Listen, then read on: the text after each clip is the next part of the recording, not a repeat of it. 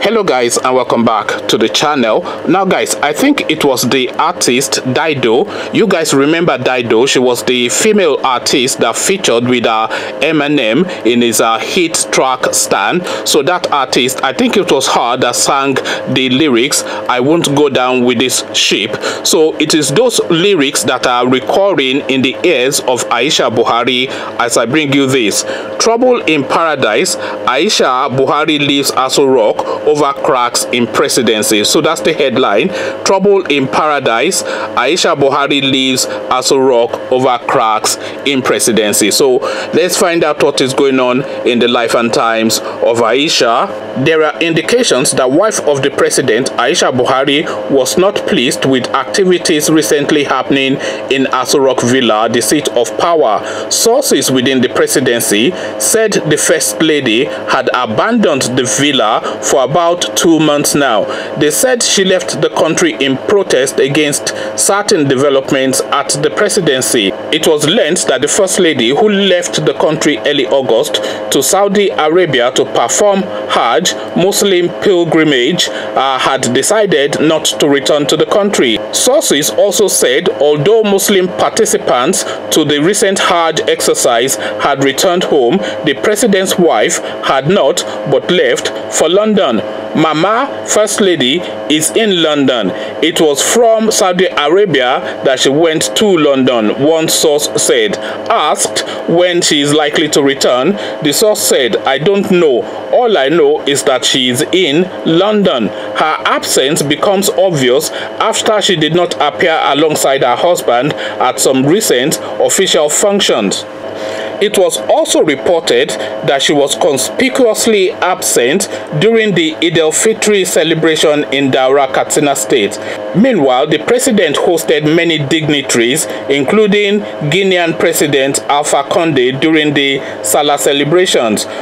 Recall that in early July, the First Lady supported her husband to host the Ambassador Extraordinary for Nigeria-Niger Cooperation together with his wife Fatima at the State House. It was also gathered that Dr. Hajo Sani, the senior special assistant to the president on administration, had recently been representing the president's wife at public events. For instance, on September 25th, she was represented at the event of the Organization of African First Ladies for Development on the sidelines of the 75th United Nations General Assembly, UNGA, New York, by Dr.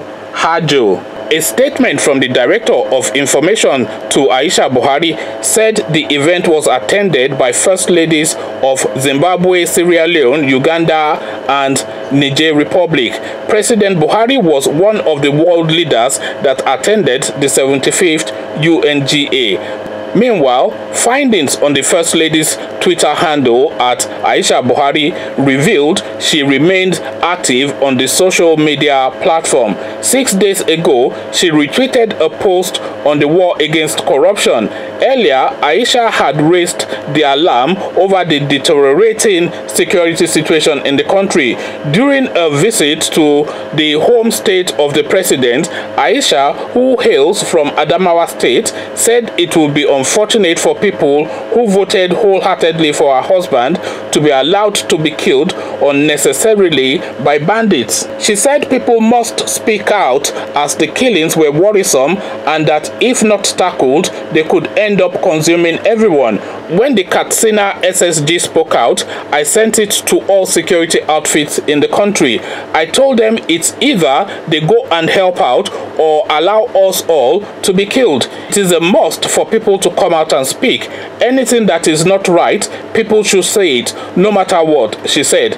4 days to the swearing in of her husband for a second term, the First Lady faulted the implementation of the federal government's Social Investment Programs, SIP. At an interactive program for women at the State House, Abuja, she said the program, which had gulped 470.8 billion naira, had failed in the nut.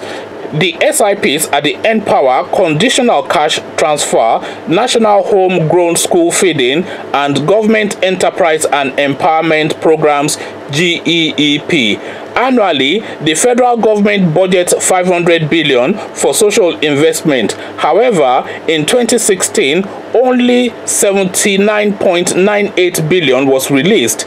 2017, 140 billion, and 2018, 250.4 billion was released. Previously, she had attacked her husband's administration and drew worldwide attention when she criticized him in an October 2016 interview with the BBC, saying she feared his administration was veering off from its mandates to the people. She also expressed doubt that she would support him if he sought re-election unless he implemented immediate changes in personnel and policies. So now this is Aisha Buhari. As I said, I will not go down with this ship. Seems to be the music or the lyrics that are recurring in her ears as she quietly makes her way to London to say, okay, make una carry on, no, but me, my hand no dey there. Because this lady has been one voice of sanity that has been trying to have a say within that space that is the cabal and Buhari, but of course she will always be drowned because they do not rate her, of course, and Buhari himself had already said that. Remember, he said famously, or should that be infamously, that his wife belongs in the other room. So effectively, the women in his life, by his understanding, are just for making his meals and bearing him children, and those are the two functions that they're there for, and they don't really have a mind to think. But then, of course, you have to understand that Aisha Buhari is an educated woman, because I think she has some sort of diploma from an institution, so that is an education. And Buhari, of course, we all know what his storyline is. I don't really need to repeat anything here.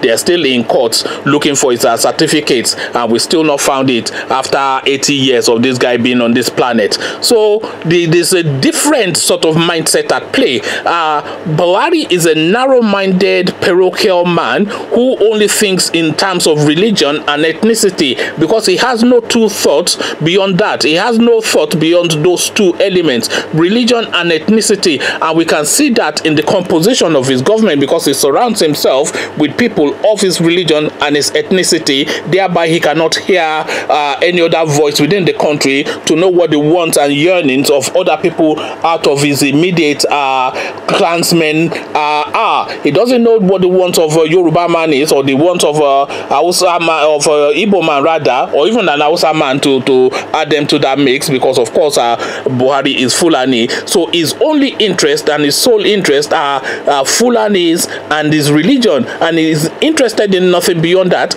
And Aisha Buhari, on the other hand, she understands what is going on in Lagos. She understands what is going on social media. She understands the international community. She knows the mood of the moment. She knows the trajectory of the world evolution. She knows the mindset of the young people, because she's of course a young lady in her 40s, because she was of course gifted to this guy when she was about 13, 14 or 15. You know how they do it in the north, when they just gift young girls to all these elderly men. So this is her storyline. But then of course you cannot then say that she should then suspend her own mind, which God has given her, and to ignore what she's saying within and around her, and say she will just stay in some brainless sort of function as a side dish to this guy.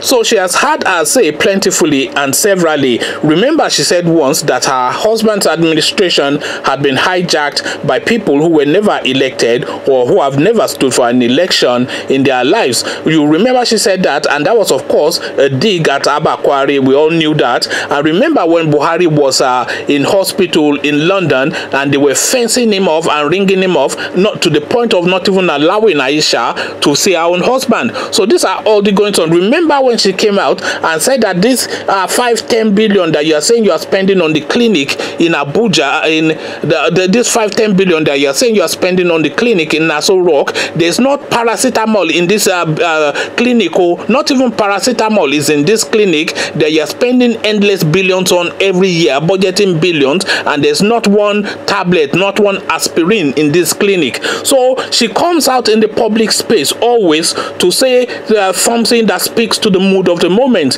The Fatou Yimbo case, the what's that slapping Senator Abo, and then she went to some school sometimes. No, she didn't go to the school actually, but there was this school for the blind where the young girls were being exploited. She spoke on that as well. So she's tapped into the zeitgeist of the moment, which is completely at odds with what is going on in the environment that she lives in. So of course she then felt the need to remove herself from that environment, of course, to protect her own sanity and go and cool off her mind in London. Of course, she has the whole of the account of Central Bank to live anywhere in the world, so that's not a problem. So she's now in London, chilling out and enjoying her life and just saying, okay, you guys can carry on with your wreck, you know, but I've said enough in the public space to exonerate my own name. So when the day comes and people are saying blah blah blah, I can say, look, these are all the things I said and these are what I did. So the lady has now removed herself from the environment to go and protect her mind. I'm sure her children live in London anyway, so come and be with her children and then just ease off. Conversations in the comment section. Aisha Buhari has made her escape, but what escape is there for the 200 million odd people left to suffer it in that country is the real question. But before you come answer this question in the comment section, click on the red subscribe button so it turns gray. Bell button notifies you every time I drop a new video. Then come tell me what you are making of this Aisha lady in the comment section. So I'll leave you here, join you in comment section, but here I say peace.